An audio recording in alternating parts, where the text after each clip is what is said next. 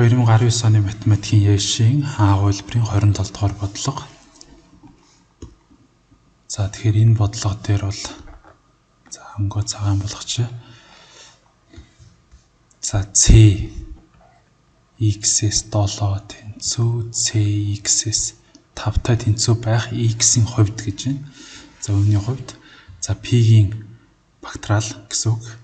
За p-ийн бактериалыг p-ийн сэлгэмэлт хуваас нь хэдтэй тэнцүү байх вэ гэж байна. За тэгэхээр эвнийг одоо хэдүүлээ бодохын тулд энэ нэг гурван үсгийг мэдэх хэрэгтэй болж байна.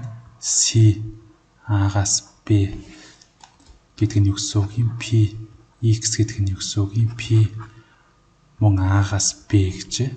За энэ чинь a гэж та энэ x-ийн хооронд. За тэгвэл үүнийг бол одоо хэсэглэл гэж нэрлэнэ. Хэсэглэл. За энэ бол бактериал.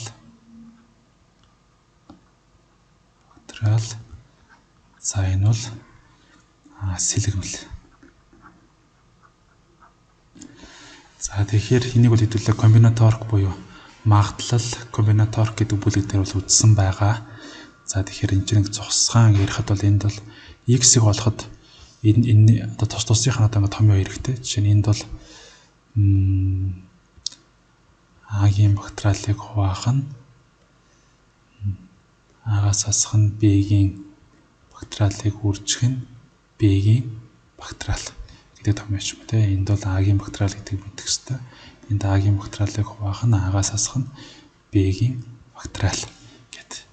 За энэ бактериал нь бол одоо яг энэ тухайн энэ А-гийн оронд 20 байлаа гэж бодоход үүнээс одоо 2 хүртэлх тооны үржүүлэг хийж байгаа. За зарим тохиолдолд 1 хүртэлх гэж бас бодож болно. За нэг нь бол угаасаа үржигдээд одоо ямар ч үйлдэл ямар нэгэн үр дүн үзүүлэхгүй болохоор 1 байна уу 2 байна уу тэр бол нэг чухал асуудал биш болчихж байгаа. За дараа нь за энэ C-г одоо ингээд бодоход бол хэдүүлээ ингээд энэ ч орлуулад А-гийнх нь оронд X-ийг B-гийнх нь оронд 7-г тавиад ингээд бодож болж байна. За гэхдээ хэрвээ бид нар эндээс нэг юм анзаарах юм. За C-г одоо юунд хэрэглэдэг вэ гэдэг талаас нь ярилцах юм бол энд тийм бодолтыг шаардлагагүй болно. Жишээ нь энэ хэсэг бүлэг те X ширхэг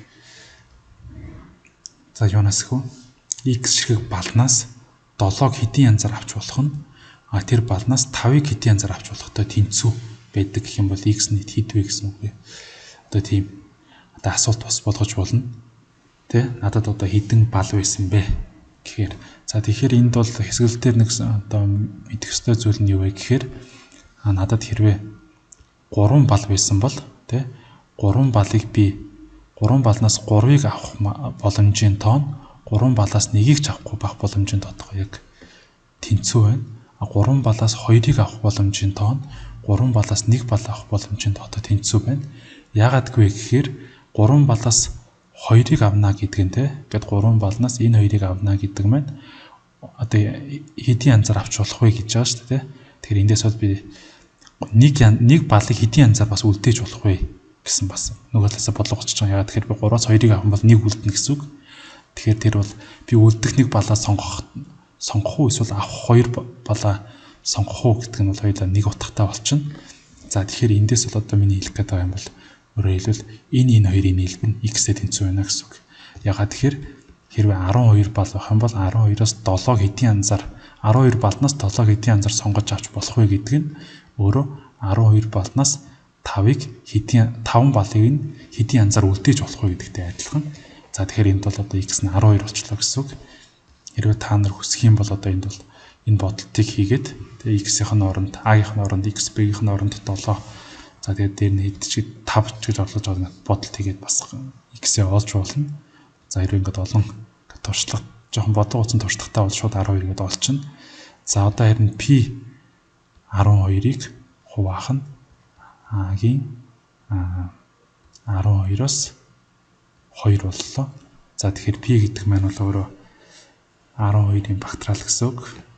За энийг хуваах нь за тэгэхээр 12-ийн бактериал хуваах нь за энэ хуваахаараа том зурч хуваах нь 12-оос хасах нь 2 буюу 10-ийн бактериал. За энэ хоёр хоорондоо хурааглаа. Тэгэхээр энийг эндээс 10-ийн бактериал гарч байна.